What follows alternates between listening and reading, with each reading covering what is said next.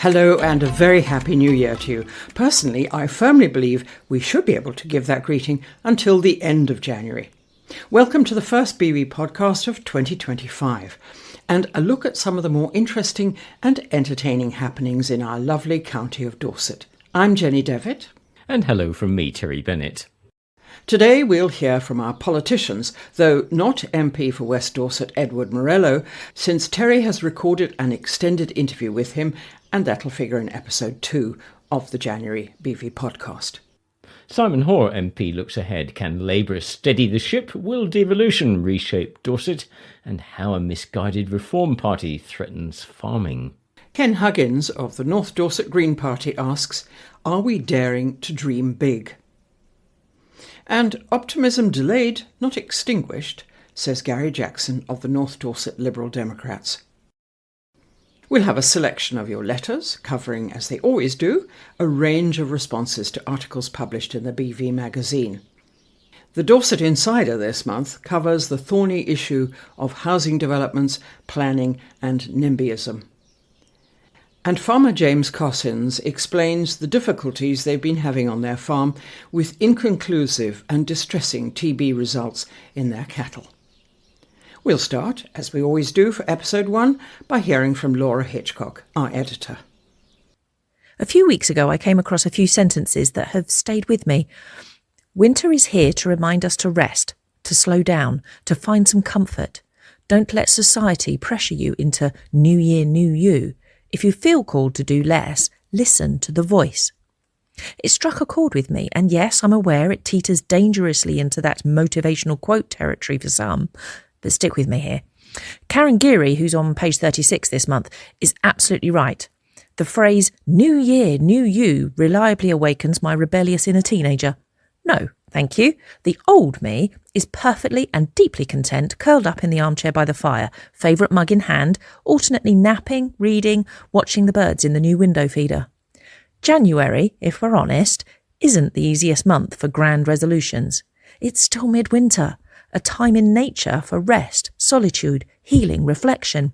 Yet we so often push against the natural rhythms of the season, plunging ourselves into ambitious goal-setting right after the exhausting festive whirlwind. Little wonder then that many resolutions are already feeling a bit tarnished by the second week of the year. What if we approached it differently? What if we give ourselves permission to pause, to embrace the slower pace of life of winter, and to simply be? Spring, with its sense of renewal and reawakening, feels like a far more fitting time to turn over a new leaf. If your resolution is already faltering, perhaps it's not a failure, just a case of bad timing. Rest now, reflect, recharge. The goals will wait. And as we step into 2025, I hope you take these next few weeks to be kind to yourself, to cherish the quiet moments and to embrace the fact that, like the rest of nature, we too need time to hibernate. From all of us at the BV, we wish you a peaceful and restorative January and plenty of happiness in 2025. New year, new hopes, old fights. Simon Hoare MP looks ahead. Can Labour steady the ship? Will devolution reshape Dorset? And how a misguided Reform Party threatens farming. Let me begin by wishing you, your families and loved ones a very happy new year. I hope you had an enjoyable and peaceful Christmas. For those with family descending, I trust it wasn't too overwhelming, and for those on their own, I pray you were okay. My sincere hope for 2025 is that we have a year of calm here in the UK and one of positive moves to peace internationally. Turning to the latter first, can we dare hope that a new regime in the USA will provide a new impetus to end the loss of life in Ukraine and in the Middle East and to enduring peaceful settlements? Let us hope too that the new Syrian regime is not merely a leap from pan to fire, but something different which respects the dignity of human life and rights. Here at home, even its most ardent supporters admit that the government has got off to a rocky or patchy start. Bewilderment at Labour's lack of preparedness to govern has quickly turned to exasperation that the government has failed to road test policy ideas before launching them. Filling the gap of ignorance with bluster and bravado is no way to govern. For the sake of us all in North Dorset, we can only hope that Keir Starmer has made a New Year's resolution to govern better. There is one sign of a shift in gear in the realm of reform of adult social care. This issue somewhat dominated PMQs last autumn, and indeed I called on the Prime Minister to find a lasting settlement through cross-party working. Recent briefings from Number 10 suggest that such an approach is currently being worked up. It will undoubtedly delay the vital reform by a year or so, but I think most people would prefer Westminster to get it right rather than meet an artificial deadline. Where Dorset led in its delivery of a unitary council, others are now being propelled to follow, spurred on by the government's publication of its English devolution white paper. In the Commons, I welcomed the government's statement of intent and direction of travel. Larger councils have the potential to make significant savings while also improving service delivery and strategic outlook. Some form of combined mayoral authority focused on Dorset, Wiltshire and Somerset is certainly on the horizon. While the devil remains in the detail, there is some considerable merit in the proposal, given the close synergies of the three counties. I shall work to ensure we achieve the very best deal for Dorset. Given the importance of farming to both the North Dorset economy and environment, I will continue to resist the imposition of the family farm tax. On the topic of agriculture, I want to debunk any idea, proposed solely by themselves I might add, that reform is the party of UK farming and farmers. It simply is not. In fact, it is the opposite. Reform and its Farage vanity trips leader have advocated for a no-deal Brexit with the EU, cutting off vital UK food export markets, argued for a race to the bottom in terms of environmental and animal welfare standards, and continue to trumpet for a trade deal with the US that would open our markets to a flood of unfettered cheap imports of chlorine-washed chicken and hormone-injected beef, injurious to public health. Look at the US salmonella, etc. rates, and a hammer blow of fatal proportions to our UK livestock sector. For reform to now describe itself as the farmer's friend is akin to Herod applying to lead the NSPCC. And here's Ken Huggins of the North Dorset Green Party. The new year brings us an opportunity to take stock of where we are and decide how we might change the way we do things for the better, so that 2025 becomes a year we can look back on with satisfaction rather than regret. Now, regardless of our many differences, we all share one thing that is absolutely essential for life, and that's the planet that we inhabit. And in many ways it's in a mess right now, is it not? And we face huge challenges. But we humans can be incredibly resourceful, and it's always within our power to change things for the better. Now, we're great survivors, and that's largely thanks to our ingenuity, which relies on what is perhaps our greatest strength, and that's our imagination. Imagination not only enables us to find solutions, it also inspires us. It motivates us to take action. Now, when we focus our attention on things that we don't want, we risk ending up feeling disempowered because challenges can then become to seem insurmountable. But if instead we use our creative imagination to focus on what we actually do want, well, then we can be uplifted and inspired to make it happen. Rob Hopkins from Totnes is the founder of the Transition Towns Network, and he's also the author of a book titled From What Is to What If, Unleashing the Power of Imagination to Create the Future We Want. Now, Rob's book is full of real-world examples of the positive differences being made by creative thinking, and he makes a compelling case for more imagination to be used in our schools, our workplaces, our personal lives, and, of course, our politics. So my own political imagining is of our elected representatives choosing to act collectively and for the common good, and for them to reject the pressures of political dogma and wealthy vested interests splashing cash and favours in order to influence political decisions. Just imagine what a difference that would make. All around the world, an increasing number of positive actions are being taken, aimed at addressing our many challenges. And there are some great examples highlighted by the Earthshot Prize, for example, which every year awards funding to particularly worthwhile projects that address the environmental crisis that we're facing. However, they are still nowhere near enough, as the continuing decline in wildlife and the rapidly changing climate clearly shows us. Although many of us, I know, are struggling with demands on our time and our energy at the moment, we can all still find actions to take, no matter how small. They all add up. The best cure I've personally found for environmental anxiety is to take action and join with other like-minded people who are determined to help repair the planet before the damage becomes irreversible. So, let's now focus on imagining the glorious and the wonderful world that we want to inhabit, and let that imagination inspire us to find ways that we can help to create it together. Optimism delayed, not extinguished, says Gary Jackson of the North Dorset Lib Dems. Pondering on the theme for this first column of 2025, I looked forward to spreading some optimism and positivity on my first day back at work, and found myself groaning instead at the news of Baroness Casey's social care review. Labour's social care review sounded good until we heard the timetable. Some near-term gestures aside, there will be no recommendations for a long-term solution until 2028. This is a blow. Dorset's population is older than average across the UK's counties, and a sustainable solution to social care is essential to help the NHS. Despite many previous excellent reviews and commissions, it seems that we must once again repeat the exercise to buy time for this government. In China, it's still the year of the dragon, until the Lunar New Year arrives on the 29th of January and we turn to the year of the snake. Nothing so exciting sounding here in the UK, where our government has made it feel like 2024 was the year of the stubbed toe. Too painful to laugh off, but we're just too hardened to cry about it either. We could see it coming during the general election.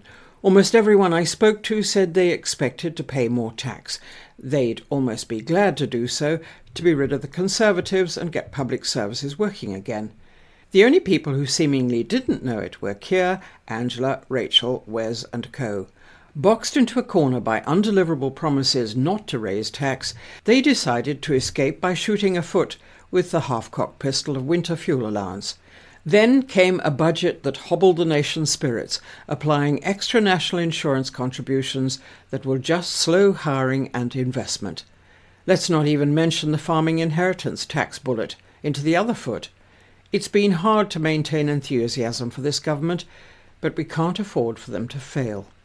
My optimism from this time last year has only been delayed, not extinguished. Our Dorset community resilience and local business innovation offer hope. Nationally, there are clear positives. Our national strengths, that Brexit and numerous prime ministerial failures called into doubt, are returning. We have political and legal stability, financial credibility, and talented people. Our universities are stressed, but they and their research remain world-class. Trumpian tariffs on goods may be threatened, but our large and competitive services sector will help us. Dorset needs sustainable social care, flood and climate resilience, intelligent devolution, and planning reform in a thriving economy. All need to be fought for, and Liberal Democrats will continue to campaign through 2025 nationally to influence and locally through Dorset Council to implement and improve. I hope you'll share my optimism, and I wish you a Happy New Year. And now your letters. The first one comes from Julie Fox in Alweston. Thank you, she says. On the morning of Monday the 30th of December, my 91-year-old mum fell in Rosalind Crescent, Alweston. I'd like to send heartfelt thanks to the strangers who stopped their cars and helped her back to her feet. Luckily, all she suffered was hurt pride and a wet rear end. A huge thank you to Heather Brown for the miracle of her magic Christmas cake recipe. Thanks to a hideous bug, it was decided on the 23rd of December that I'd be hosting Christmas. We all pitched in with dinner, but the thought of my mother-in-law without homemade Christmas cake, I didn't dare. Then I remembered Heather's make it at the last minute, no one will know recipe. The woman's a magician. She saved me from disappointed pursed lips. I got a lovely instead. Phew. And that's anonymous, brackets, for fear of discovery. Shh. And another thank you from Jane P. in Wimborne, who says, a massive thank you to Sadie in the wine column for the tip re PX sherry over ice cream affogato. A disastrous dessert was hidden from guests with this trick, and they loved it. Claire Potter of Sherborne writes, I just wanted to say how much I enjoy Barry Cuff's allotment column each month. It's such a calm, grounding read, like a quiet stroll through a well-tended garden. I never miss it, despite only managing a few tomato plants and a couple of herb pots myself. I particularly envy his salad selection. The thought of harvesting fresh leaves right through winter sounds wonderful. I'd love to know if Barry has any tips for keeping salads growing over the colder months. Are there varieties he'd particularly recommend for beginners? Can I grow them outdoors? Are there tricks for protecting them in chillier weather? On the grumbler, and the subject was, does Dorset Council actually care about the food and drink sector, which was in the BV of December 2024. Thank you for shining a light on the glaring oversight of Dorset's food and drink sector. It's astonishing that Dorset Council has failed to prioritise such a vibrant and economically valuable industry in its strategy. As a small producer myself, I felt invisible for years. Dorset Food and Drink could be an incredible asset, but as you rightly wrote, it's woefully underfunded and underutilised. We need councillors who not only recognise the value we bring, but also actively support us with funding, events and proper representation on the Economic Growth Board. Dorset's food and drink producers deserve a seat at the table, quite literally, and that was name supplied from Wimborne. Brilliant. Another council strategy that ignores the people actually making things, unless you count PowerPoint slides and business jargon as output. I must have missed the Dorset Plans section on how to sideline everyone who grows, brews, bakes and preserves for a living. Perhaps it's in the appendix. Meanwhile, Wiltshire's making us look like amateurs. Dorset Food and Drink should be a crown jewel, not a dusty trinket the council forgot it owned. Wake up, Dorset Council, you can't eat spreadsheets. Yours hungrily, BM, a retired farmer and cheese lover. And RW from Shaftesbury also writes about the grumbler. Your grumbler raised important points, but let's not write off Dorset Council just yet. I agree that food and drink producers need better representation and support. However, the winter food fair at Athelhampton was terrific and proves there is interest. It just needs scaling up. Rather than criticising what's missing, let's focus on solutions.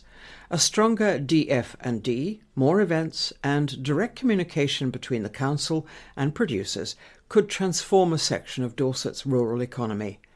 This sector is worth fighting for, and with the right investment we could be a model for other regions. Let's push for action, not just sit and grumble. Next, Tim left the following comments on the BV website. I agree that Dorset has some fantastic food producers that we should champion and support. Protecting and growing this industry not only helps economically, but also helps to preserve traditional foods and production methods used by many in the food industry. Dorset Council does currently offer support to food businesses through the EU-UK Protected Food Names Scheme. If a food producer makes a food that has links to the Dorset geographical area, or perhaps they make a food using a traditional recipe or production method, then they can apply for legal protection of their product, guaranteeing the product's characteristics, reputation, authenticity and origin, and giving protection to the product name from misuse or imitation. Dorset businesses interested in exploring this should contact Dorset Council Trading Standards via email.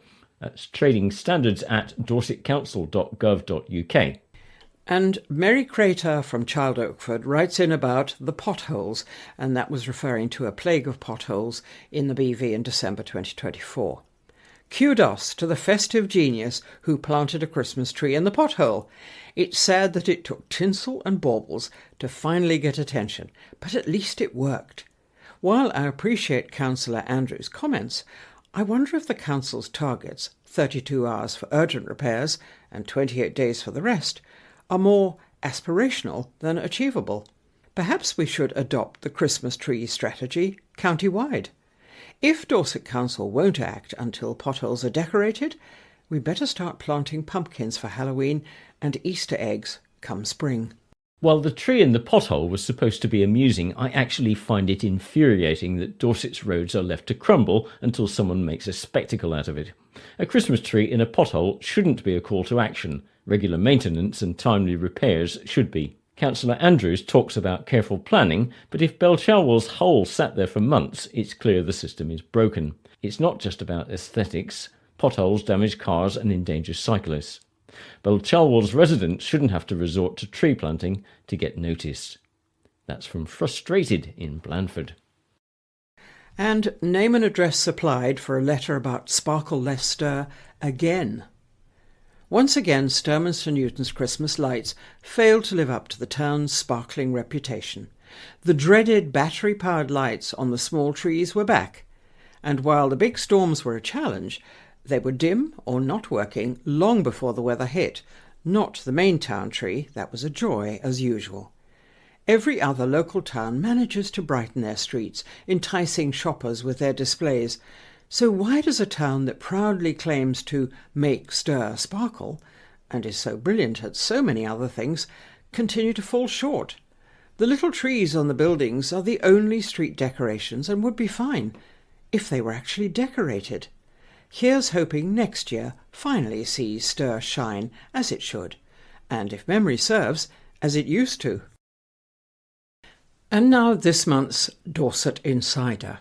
This is a new sporadic column dedicated to shedding light on local matters with unfiltered honesty and a critical eye. The author this time is a local parish councillor who will remain anonymous for the sake of candid discourse, but readers can rest assured that their identity is known and trusted by the editorial team. This anonymity allows the columnist to speak openly, challenging the status quo and addressing issues that matter most to our community.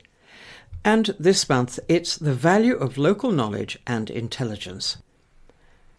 The first the neighbours knew of a planning application next to their home was a notice the day before the consultation deadline. Yes, the day before. Dorset Council has now devolved responsibility for posting planning notices to the developer, as they no longer have the capacity to place them on sites. It's quite possible that developers, as busy people, also don't have time to put sign up, or they simply forgot. That's only human. We all forget things. Or maybe it was simply that the wind blew the sign away. These neighbours did eventually find out in the nick of time. But imagine losing the ability to comment on a planning application at all. Just before Christmas, when people already had their minds focused on the festive season, the government released two very important papers on devolution and planning. Launched to a fanfare of war on the NIMBY, politicians promised that the currently bulging planning bureaucracy would be overcome by making the process easier. Indeed, there have already been incidences where the Deputy Prime Minister has waded in to long-standing disputes across the country to sort out the so-called blockages to development. So what exactly is a NIMBY? From reading the new diktat on planning, right now, anyone who complains about large developments seems to acquire the title. However, the acronym for Not in My Backyard first appeared in 1979 and was used to describe people who complain about developments or unpleasant projects in their area, such as a new waste incinerator. The concept dates back a lot earlier, of course. Back in 1721, the good people of Smithfield in London objected to the stench of women being burned at the stake. Note that the barbaric punishment itself wasn't the issue, and got the execution site moved to Tyburn. As a councillor, I'm approached all the time by people with concerns about the loss of good agricultural land and the threat of turning villages into featureless commuter transit centres, or worse still, merging two villages into one as a consequence of the continual creep of new housing onto farmland. While it's inevitable that every town and village has at least one person who believes everything should remain as it was in the 1950s, the vast majority of those raising issues have constructive feedback and significant, very reasonable concerns. I've learned a great deal from people who have worked the land all their lives, those with deep practical knowledge of drainage and ditches. What they have to say about the impact of building developments is highly relevant, especially given the rising groundwater on roads in North Dorset. Then there are the growing concerns about road safety, with larger vehicles speeding down narrow roads that lack pavements. Basic, valid worries. When local families face the realities of Dorset's dental desert, or juggle school runs to 3 different schools due to limited places, they are rightly questioning the strain on infrastructure. And you only need to visit an A&D department in January to see the effects of failing to expand local infrastructure alongside housing development. These are all urgent, well-founded concerns, yet time and again they are kicked into the long grass by successive governments. When planning decisions are made, a very defined process is followed to ensure that the applicant gets a fair hearing and the right to appeal where necessary. So when I see politicians wading into the planning process or bureaucracy being removed, it begs the question, who exactly makes the decisions on large developments and on what criteria? Of course, streamlining the endless red tape is badly needed, but so are the opinions and the engagement of the community around new developments. When we deny the voices of the local people, we are firstly losing out on important perspectives and knowledge, but more importantly, the right to speak freely without being labelled as a stereotype. When the new strategic councils are formed and decisions are taken at a wider regional level, I wonder how any deep understanding of local knowledge can possibly be heard and taken into account. Most of the strategic councils so far have been established in urban areas like London and Manchester. Will a city model work in a rural area, especially where a mayor is responsible for several counties? And what happens when a difficult decision has to be made, such as one member council being unable or unwilling to meet its planning targets? Will the others have to absorb the shortfall? As strategic councils begin to form, I also wonder about the impact on local council officers, most of whom do a fantastic job in challenging and underfunded circumstances. When I have a parish issue, I always find it refreshing to speak to a Dorset council officer who knows exactly where I mean in the wilds of North Dorset. But will a super council offer the same response, or will that local knowledge be lost in corporate detachment? Most importantly, will we, as the people of Dorset, Wiltshire and Somerset, get to vote on the proposed mayor, as London currently does? Or will these people be appointed through a yet-to-be-defined process? In this month's BV, dairy farmer James Cossins talks about TB in cattle and TB tests.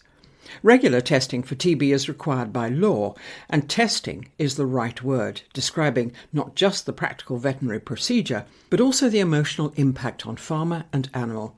It's something every cattle farmer dreads. James explained the background.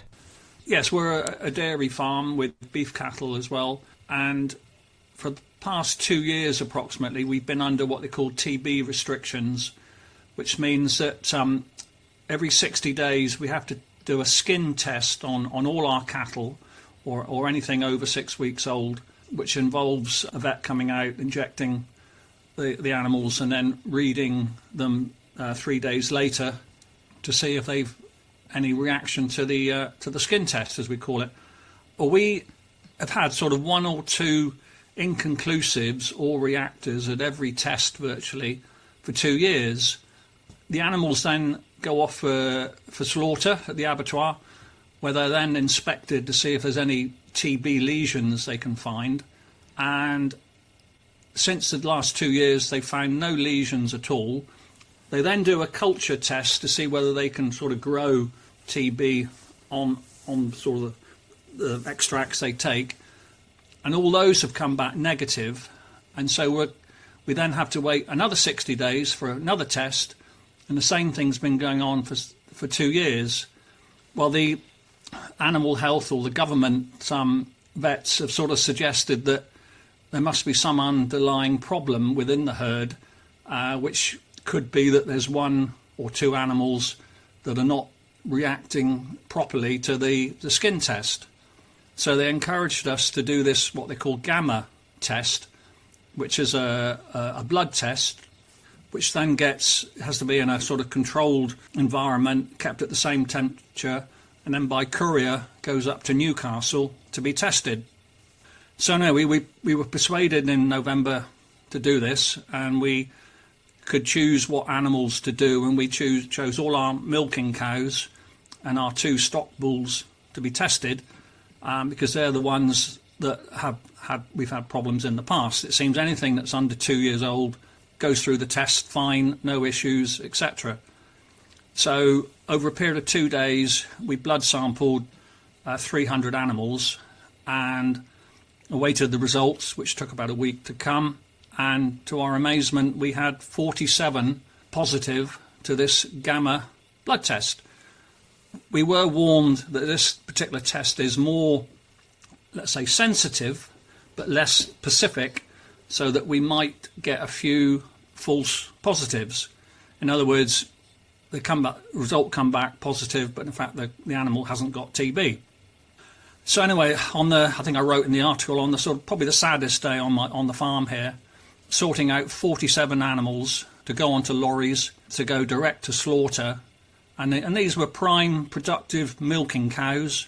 Some of them were just in calf, i.e. we were just pregnant, probably 8 to 12 weeks pregnant because of our calving period. Sadly, any that were close to calving couldn't travel, which was fair enough, and so had to be sort of put down on farm, i.e. someone came out and shot them. Again, some of our staff were completely distraught over this, seeing a yard with sort of 6 or 7 dead cows just being shot. But still, that was the rules, and that's what we had to do. Anyway, so they all went to the abattoir, or went to the local incinerator to be checked over, and all of 47 had no visible lesions at the abattoir. They then did a culture test, and they all came back negative. So to me, what a waste of highly productive animals, and the poor old stock bull, who we'd had on the farm probably 8 years, all destroyed. I mean, from the government's point of view, okay, we did get financial compensation for the animals, but that didn't put milk in the tank. So obviously our milk, what we send on for milk, had dropped by 47 animals, which was, no mean feat. And these animals at the abattoir, because they couldn't find any evidence of TB, were allowed to go in the food chain, which is, that's one consolation, but what a waste of productive animals. And we now await our next skin test in February and see where we go from here. But, terrible experience, such a waste of animals, a cost to the government as well. What we need is better testing. I mean, the vaccinating of cattle has been on the agenda for many, many years, and they keep saying, it's another 5 years away. For us to have to slaughter what were perfectly healthy animals with no evidence of TB is absolutely ridiculous, I think. I'd just like to bring you back to those methods of testing, James. It rather implies that neither of the current testing systems are accurate. That's right, they're not 100%, and there are being other tests trialled, but they've got to meet, jump through a lot of hoops, let's say. And I think the vets tell me, TB is a very complex disease, and probably with our experiences that because we're testing so regularly, the disease, they say the cattle have been exposed to it, but they can't tell me what the exposure is, and that it's only just entered the animal. I mean, we were hoping with the gamma test that we would find 1 or 2 animals that had got through the skin test and were actually shedding TB and breathing over the other animals, because it sort of can be a respiratory thing, and that was what was spreading it. But sadly, none of them had it. So yeah, that was unfortunate. And they are developing new tests. They are looking at vaccines, but I think the problem with the vaccine is that if you vaccinate the cow and then you do the skin test, it becomes a reactor. So they're trying to have the somehow mask the vaccine so it doesn't produce a reaction. But they've been doing this for a number of years, and I think, to me, that would be the most sensible answer to it. I mean, we don't buy any or many animals in. We buy the odd stock bull, perhaps 1 in 3, 1 in 4 years. We've got good neighbours. Most of them haven't got animals, so we're not getting it from our neighbours, let's say. And yeah, we're just at a complete loss and as to what to do. And yeah, it'll take a little while, a few years now, to breed up our own replacements to get back the numbers to where we were. I don't know whether people realise, I certainly didn't myself until relatively recently, just how hugely stressful the testing procedure and testing time is, not just for you, but also for the animals. Well, and also for the vets. It's not a lot, the vet says they don't particularly enjoy finding reactors and then serving notice on you, and you've got to isolate the animal and then it goes off to slaughter. But the animals, yes, for us it's a 4-day event. So the first 2 days we're injecting all the animals, and then the next 2 days we're doing the reading. So and you've got to do it within a certain time period, so you can't really choose when you do it. We've got 30 days leeway to do it. Well, there's only 4 weeks within that period, and occasionally the vets can't, because they're busy as well. Yeah, no, it's not a good thing, and it provides stress on us and the animals and the vets doing the job. James, you mentioned earlier that you receive compensation from the government for the cost of the animals that have to be destroyed, but who bears the cost of the tests themselves? That can't be cheap. Well, to be honest, the government pay for all the testing.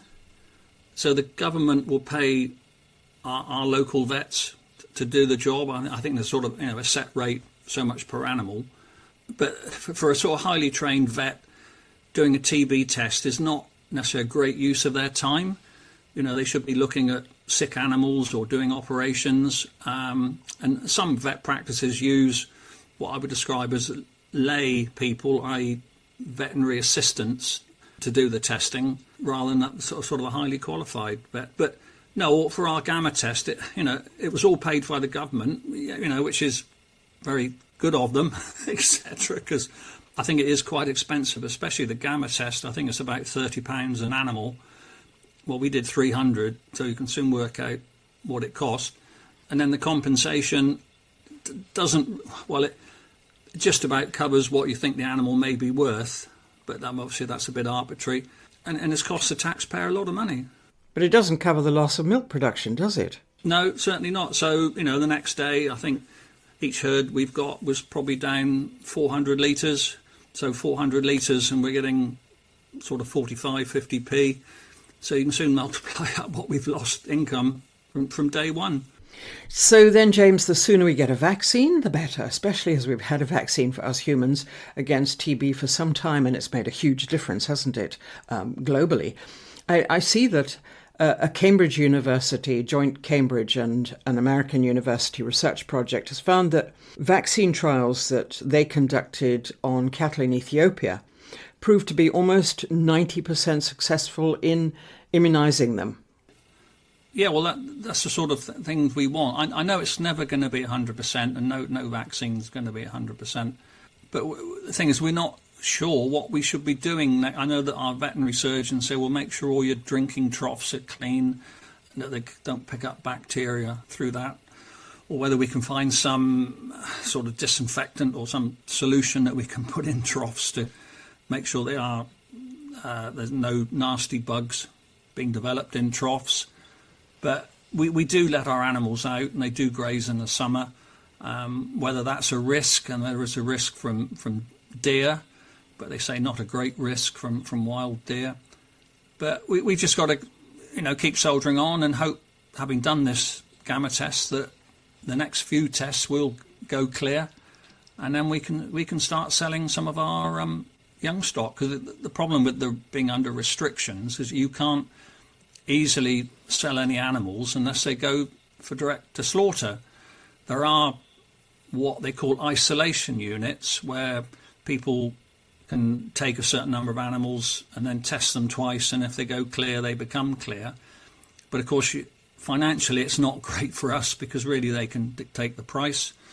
Or we have to sell them at a slightly older age to what they call finishing units, where they go into buildings and then never go out again until they go on to the abattoir. So it's put a lot of stress on the farm. We've had to keep a lot more animals than we wanted to, and it puts the whole question as, should we carry on milk production? But if we got to stop just because of TB, it's a very sad day. I can quite understand that. I came across a paper, a few years ago that suggested that if fields could be left ungrazed or unstocked for several years, the TB bacterium would actually disappear. Have you heard anything about that? Well, I know with deer and with badgers, yes, they can spread it in certain fields. And our farm is a mixed farm, so we grow crops and grass. And so that a field may be into a crop in wheat or barley for a number of years. But of course, the fields closest to the dairy are generally the grazing fields, like permanent pasture fields. And it's not easy or very practical to sort of, for 2 or 3 years, leave all your fields next to your dairy, well, either put them into a cereal crop or to leave them empty. So it's not that practical to do that. There's things like we don't spread slurry on grass fields that cattle are going to graze within the next sort of 4 to 6 weeks. All our manures are put on arable crops, so there shouldn't be any contamination that way, because they say that TB can live in sort of stored slurry. So we're careful where we spread and how we spread, and certainly not on grazed fields or even fields that we're going to cut for silage. So hopefully, let's say being a mixed farm, we can put the manure on other growing crops and not on grass. But the idea, of course, of leaving fields fallow for several years in a country like ours with limited land area would simply not be practical, would it, as a possible solution to clearing them of TB? Well, no, we've got some meadow land as well, and, you could, if we left it empty for 2 or 3 years and did nothing, it would go back to its sort of wild status, I suppose, which, in some people's eyes, or some of the environmentalists might think that's a good idea, but, we're trying to make a living off the farm, and we can't really afford to leave fields empty, well, unless we are compensated by the government for doing so. That was North Dorset dairy farmer James Cossins, a regular contributor to the BV magazine. And that brings us to the end of this first episode for January 2025 of the BV podcast. Do join us again for episode 2. And until then, it's goodbye from me, Jenny Devitt. And until next time, it's goodbye from me, Terry Bennett.